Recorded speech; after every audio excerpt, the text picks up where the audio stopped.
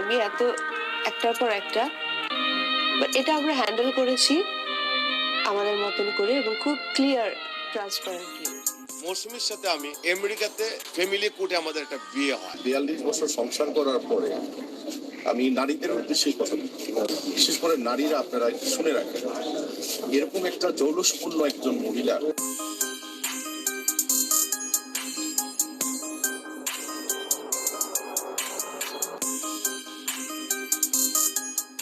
আমার ভুল হয়েছে, আমি ভুল করেছি, আমাকে মাফ করে দাও সানি।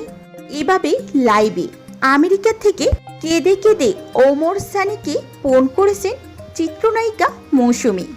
অভিনেতা ওমর সানি এবং অভিনেত্রী মৌসুমী 42 বছরের সংসার তাদের, কিন্তু হঠাৎ করে তাদের মধ্যে কি হলো?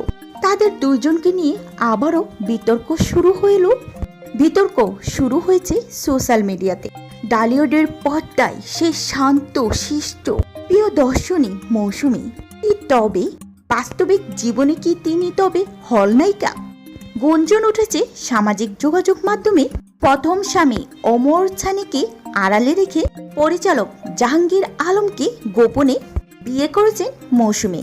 90 দশকের এই অভিনেতা ওমর সানি এই খবরটি কিছুতেই মেনে নিতে পারছেন না। ক্যামেরার সামনে তাকে হাউমাউ করে কাঁদতে দেখে ভক্তদের মনে এখন হাজারো প্রশ্ন, কেন মৌসুমী এভাবে কাঁদছে? না, আমাকে দেখতে অভ্যস্ত না। আজকে আমি এটা প্রতিবাদ করার কারণে আমি আপনাকে মৌসুমীর ভয়েস ওভারে আমি নিয়ে যাব। কন্ট্রাক্ট ম্যারেজটা একদমই 1 ঘন্টার একটা নাটক ছিল। আর 1 ঘন্টার নাটক যেমন হয় একটা ছোট্ট গল্প, ঠিক ওরকমই একটা ছোট গল্প। একটা মেয়ের এই এদেশে আসার পর তার আমেরিকাতে স্ট্রাগল টাইমটা এবং তার একজনের সাথে বিয়ে হয়, কন্ট্রাক্ট ম্যারেজ হয়।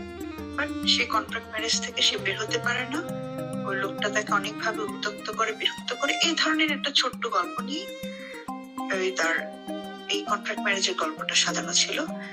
খুব অনুরোধ করার কারণে আমিও তখন এখানে ছিলাম দেখে আমি ভাবলাম যে ঠিক আছে, হাসান জাহাঙ্গীর এতবার করে আমাকে রিকোয়েস্ট করছে, ওরা অনেক দিনের একটা আমার সাথে কথাবার্তা হয়েছিল যে একটা কাজ করে দিব, ওই জন্য ভাবলাম ঠিক আছে করে দিই, সময় ছিল। কিন্তু 2 দিনের কাজটা 2 দিন করতে পারিনি, আমি 3 দিনও করে দিলাম যে ঠিক আছে কাজটা শেষ হোক। তারপরে সে এইটা আবার কিছুদিন পর আমাকে আবার যখন আসলো বললো যে আপা এটা তো 1 ঘন্টার নাটকের চেয়ে একটু ফুটেজ বেশি হয়েছে, তো আমার এই বিক্রি করতে গেলে যে খরচ হয়েছে আমার টাকা উঠতেছে না, আমি এটা টেলিফিল্ম বানাতে চাচ্ছি।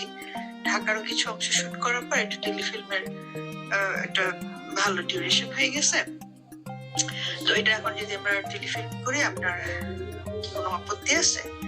তখন আমি বললাম যে হ্যাঁ কোনো আপত্তি নেই, যদি গল্পটা সুন্দর হয় টেলিফিল্ম আকারে করতে পারো তোমরা, কিন্তু আমাকে তো আমার টেলিফিল্মের অ্যামাউন্টটা দিতে হবে। তখন বললো যে ঠিক আছে আমি সেটা অ্যারেঞ্জ করবো আপনার জন্য।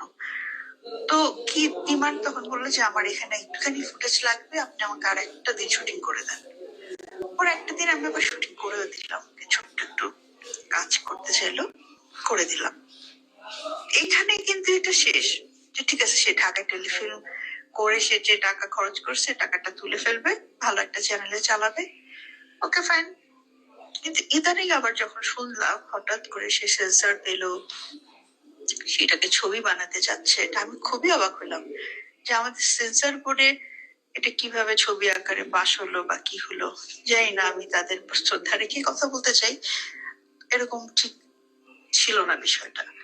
আর আমি মনে করি না যে আমার একটা ক্যারিয়ারের মানে একটা এরকম, আমি যেখানে ছবি করি না সেখানে এরকম একটা গল্প দিয়ে আমাকে হুট করে একটা সিনেমার মধ্যে, সিনেমার আত্মবদ্ধ কোনো কিছু আমি জানি না, সেখানে কোথায় আমাকে কাটপিসের মতন ব্যবহার করা হচ্ছে, এটাও ঠিক না। কিন্তু এটা আমি আশা করিনি, আসলে এটা হাসান জাহাঙ্গীরের কাছে আশা করিনি, এবং আমাদের সেন্সর বোর্ড কেন ধরনের একটা গল্পকে তারা পাশ করে দিল জানি না, আমি খুব কষ্ট পেলাম। তো এখন ছবি